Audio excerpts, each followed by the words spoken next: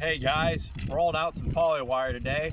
This is a brand new roll we got from Amazon, 3,500 foot, but one problem, the roll came broke. The plastic reel under here is broke, but Dad had an idea here. He took some plastic PVC, ran it through, took some pipe clamps and some big washers, kind of hold it together as we unwind it for the first time. So hopefully that keeps it together, and that should keep us from having one big tangled mess.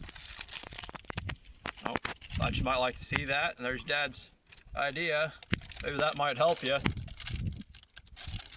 Sorry we're not demonstrating. We're afraid the whole thing will unspool if we try to do that.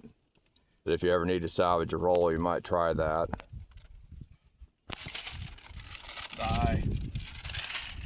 So that's about the gist of it. We're gonna unroll this and should work. Anything else?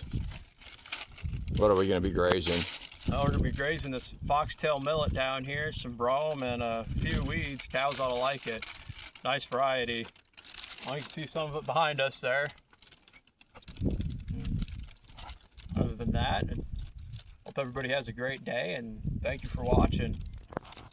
All right, bye friends.